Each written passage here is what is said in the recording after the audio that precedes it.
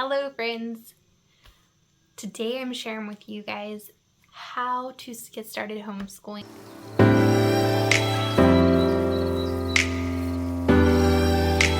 I know that if you have been thinking about getting started with homeschooling, then you are probably watching this video. So if you are new here, my name is Lisa and I am a homeschool mama of 5 and I have been homeschooling for 7 years now. This will be our 8th year. So I do have some experience and I have used the same curriculum all the way through. That's just kind of how I chose to do it. I wanted to stick with something and just make it work for us. So I've done that. I've kind of changed it a little bit, altered it to make it work for us as we've been homeschooling through. So I'm going to give you some tips for getting started homeschooling that I hope will help you. Tip number 1 for getting started is find out your homeschooling style. So my homeschooling style has been classical. Classical is kind of based off of the trivium, if you've ever heard of that. So it helps them build up to logical thinking and giving some great arguments in a logical way.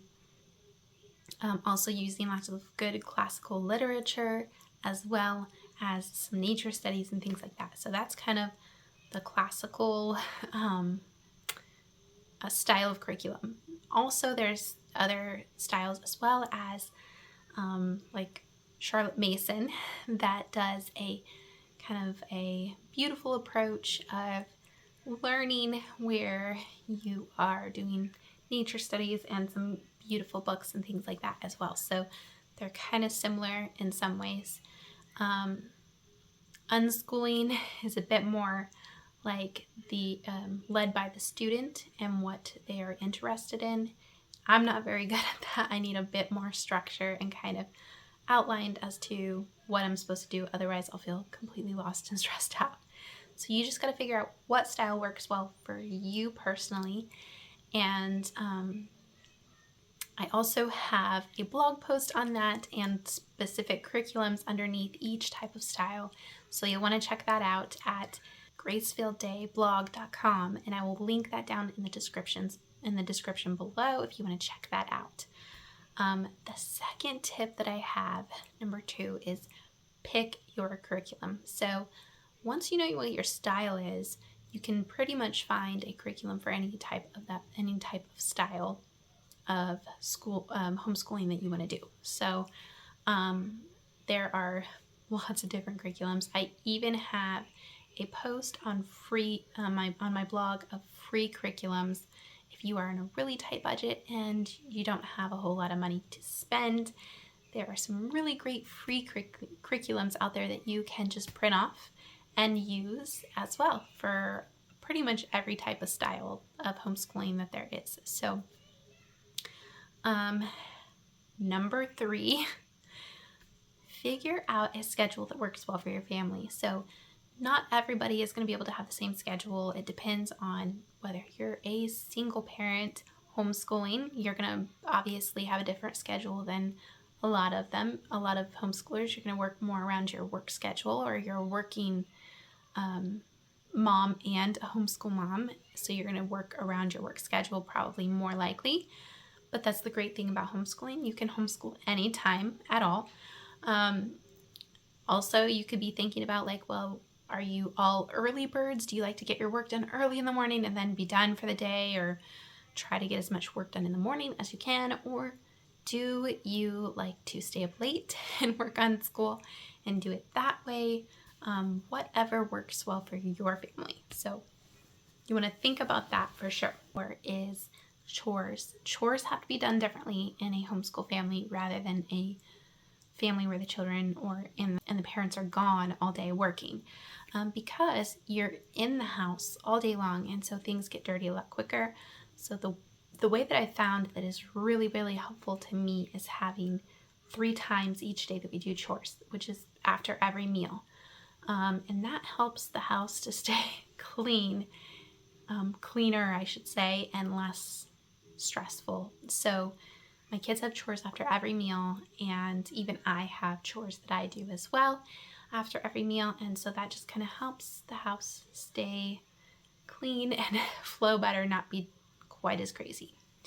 5, go at your child's pace. And I can't stress this one highly enough, is because I made the mistake of pushing my child along with the curriculum, the pace of the curriculum, along with the public school system.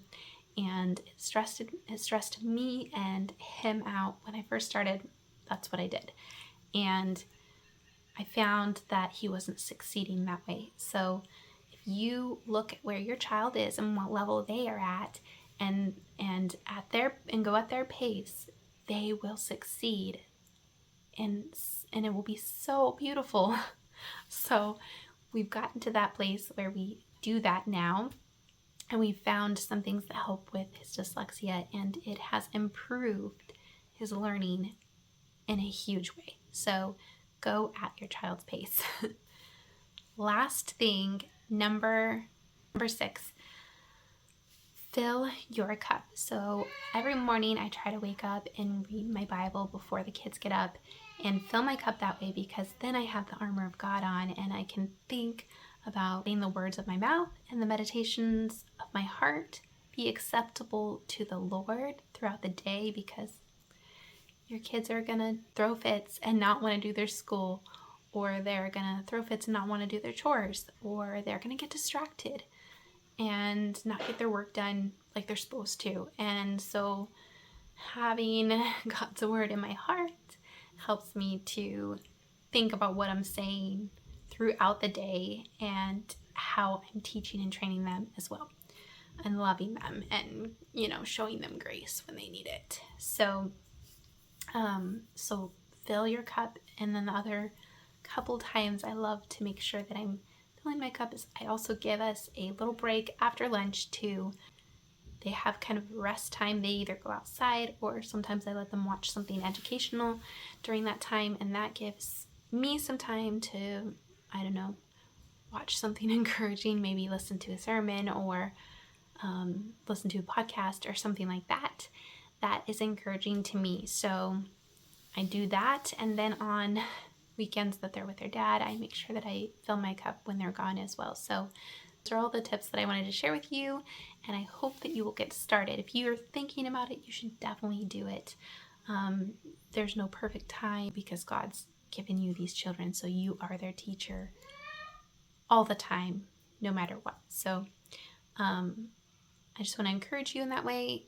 Make sure you comment below and tell me if there's anything that I missed in these tips that you would give to someone who is just starting homeschooling. And also stick around if you are interested in more homeschool content. I will be posting it on Mondays and Grocery House on Fridays. So I will talk to you guys in the comments below.